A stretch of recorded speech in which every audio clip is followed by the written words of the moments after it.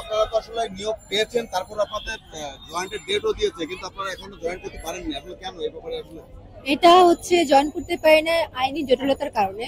কারণ আপনারা ইতিমধ্যে জানেন যে 31 জন হাইকোর্টে রিট করছে, আর রিটের জন্য আমরা যে 6 মাসের জন্য নিয়োগ কার্যক্রম স্থগিত হয়ে আছে। এই কারণে আমরা নিয়োগ করতে পারতেছি। রিট করছে যারা চূড়ান্ত সুপারিশপ্রাপ্ত হয়নি তারা রিট করছে। আপনারা এটা জানেন যে প্রাথমিকের একটা নির্দিষ্ট বিধিমালা আছে, আর এই যে শিক্ষার্থীদের আন্দোলনের মুখে পড়ে সরকার একটি প্রজ্ঞাপন জারি করে থাকে। এই প্রজ্ঞাপনের ভিত্তিতে রেজাল্ট প্রকাশ করা হবে নাকি যে প্রাথমিকের যে নির্দিষ্ট বিধিমালা আছে সেই বিধিমালার উপরে রেজাল্ট প্রকাশ করা হবে, এই দ্বিধাদ্বন্দ্বে পড়ে হচ্ছে প্রাথমিক শিক্ষা অধিদপ্তর আইন মন্ত্রণালয় ও জনপ্রশাসন মন্ত্রণালয়ের নিকট একটি মতামত চেয়ে আবেদন করে। তারা সেই মতামতের ভিত্তিতে রেজাল্টটা প্রকাশ করে বিধিমালার উপর ভিত্তি করে। কিন্তু যারা রিট করছে তারা রিট করছে এটার ভিত্তিতে যে নতুন প্রজ্ঞাপনের আলোকে কেন রেজাল্ট প্রকাশ করা হলো না। দেখেন, তারা রিট করছে জনপ্রশাসন প্রজ্ঞাপনের আলোকে, আর একইভাবে তারা মতামত আমাদেরকে দিচ্ছে জনপ্রশাসন মন্ত্রণালয়। এখন এই রিটটা করা হয়েছে প্রজ্ঞাপনের আলোকে, আর ওই জনপ্রশাসন মন্ত্রণালয় আমাদের মতামত দিয়েছে রেজাল্ট প্রকাশ করার জন্য। এখন তাদের দিক থেকে মনে হবে, আর আমাদের দিক আমরা কিন্তু বলি না যে আমাদের এইভাবে রেজাল্টটা হোক। তারা আমাদেরকে সুপারিশ প্রাপ্ত করছে, আমরা সুপারিশ প্রাপ্ত হয়েছি। এখন তারা যদি এটা যৌক্তিক মনে করে যৌক্তিক, কিন্তু আমাদের কাছে এটা ভিত্তিহীন, আমাদের কাছে টোটালি এটা ভিত্তিহীন। কারণ নিয়োগ কার্যক্রম সম্পন্ন করার পরে সুপারিশ প্রাপ্ত হওয়ার পরে যে যোগদান করতে পারতেছে না, এটা শুধুমাত্র তারাই দায়ী। আচ্ছা, আমরা যেহেতু হচ্ছে মানে যৌক্তিক অযৌক্তিকের প্রসঙ্গে আমরা যাব না, এটা কোর্টের বিষয়, কোর্ট যেটা রায় দিবে সেটাই।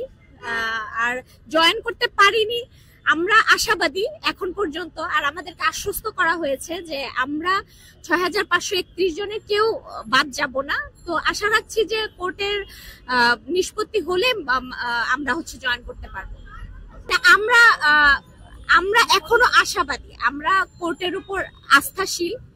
কোর্ট আগে 25 তারিখের মধ্যে নিষ্পত্তি করতে চেয়েছে, নিষ্পত্তি করুক, তারপরে আমরা আমাদের পরবর্তী কার্যক্রম কি হবে, আমাদের সমন্বয়ক প্যানেল আছে তারা বলবে, তারা জানে। এটা আমরা কিভাবে বলবো যে তারা, আমরা এটাও ক্লিয়ার জানি না, ঠিক আছে। আমাদেরকে তারা যেটা হয়েছে যে 93% মেধা এরকম আমরা শুনেছিলাম, আমরা শিওর জানি না যে আসলে তারা কি নিয়ে রিড করেছে আর কি।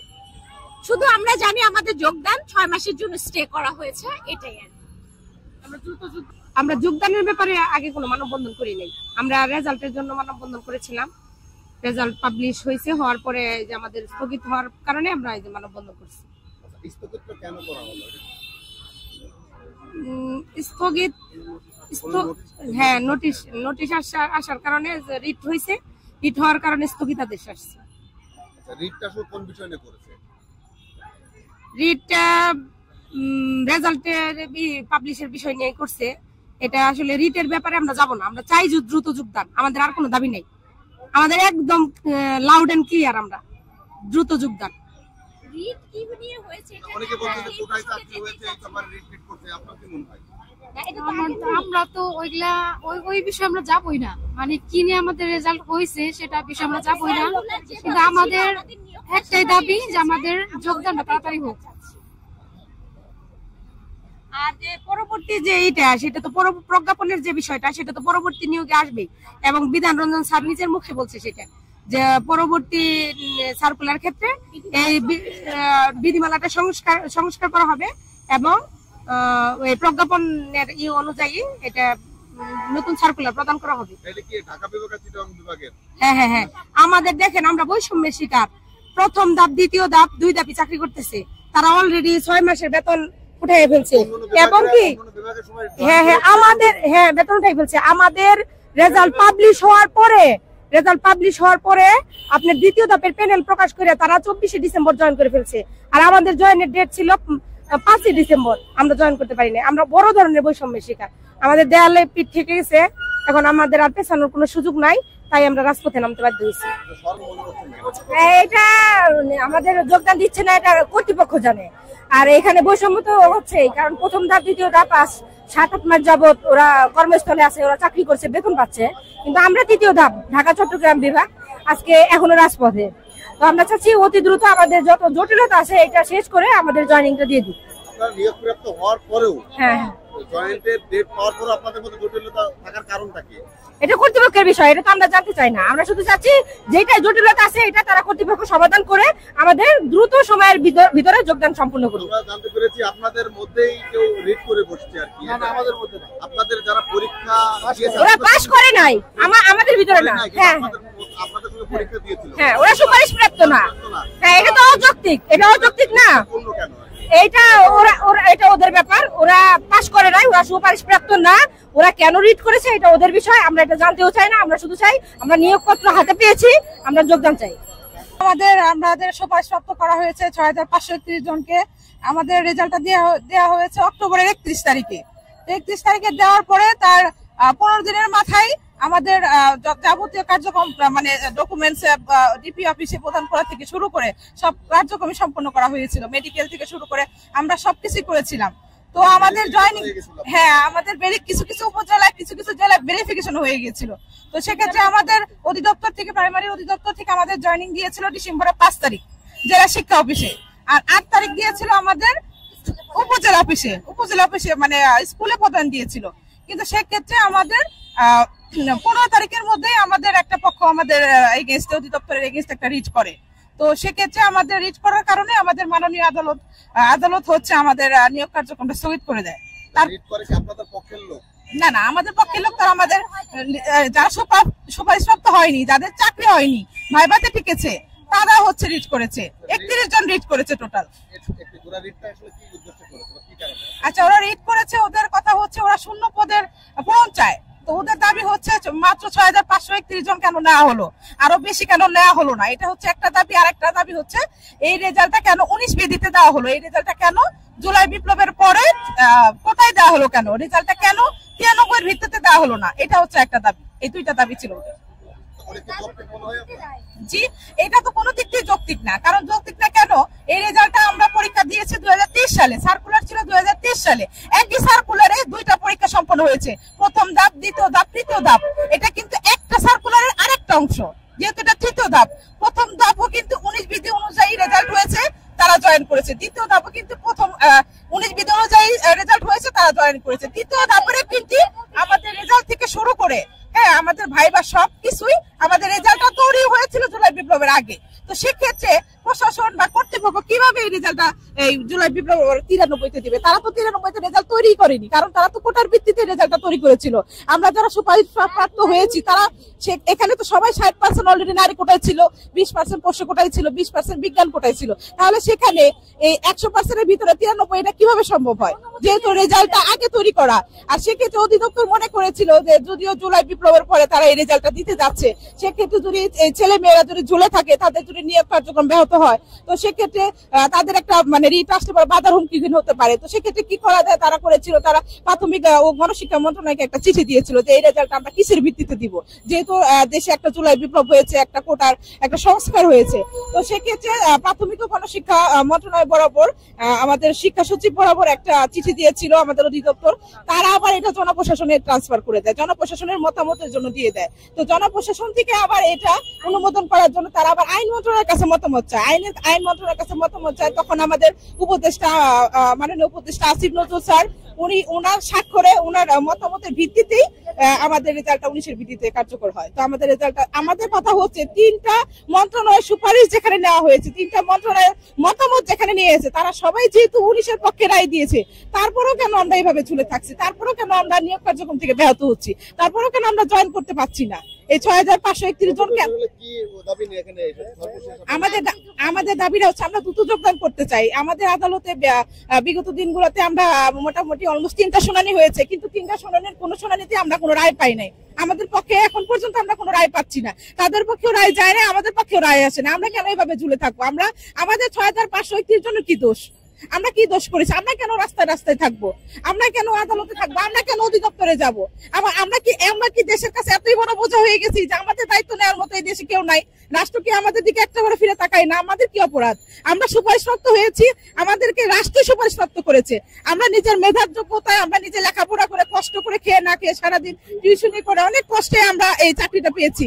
আমরা কেন যোগদান থেকে ব্যাহত হবো? আমাদের প্রশ্নটা হচ্ছে সেটাই। এর জন্য আমরা সবাই মিলে সিদ্ধান্ত নিয়েছি, যেহেতু কালকে একটা শুনানি আছে, তো সেক্ষেত্রে আমরা সিদ্ধান্ত নিয়েছি যেহেতু ইতিপূর্বে 3টা শুনানি হয়েছে, তারপরও কোনো রায় হয়নি। এভাবে যদি শুনানির পর শুনানি চলতেই থাকে তাহলে আমরা এর সমাধান কবে পাবো?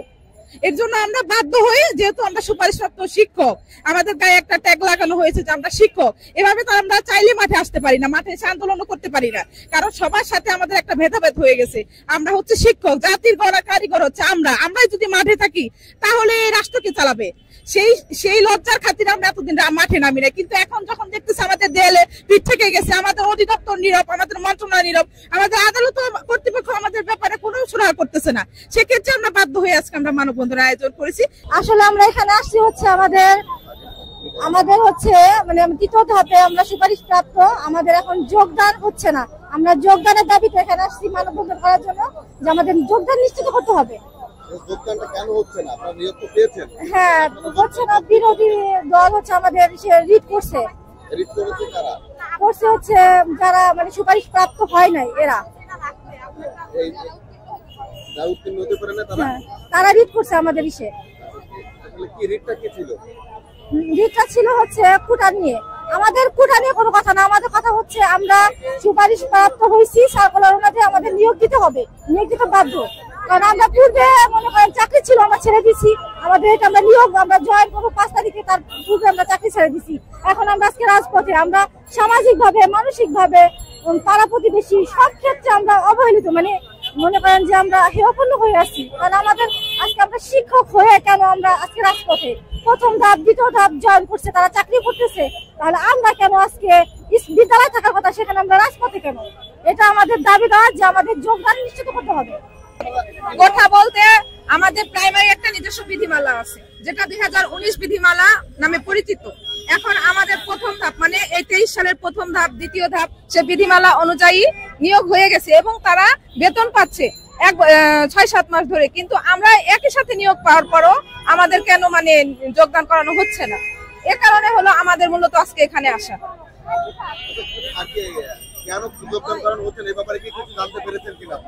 আপনাকে যে বললাম যে প্রাইমারি নিজস্ব যে বিধিমালা আছে, সে বিধিমালা অনুযায়ী আমাদের রেজাল্টটা দিচ্ছে।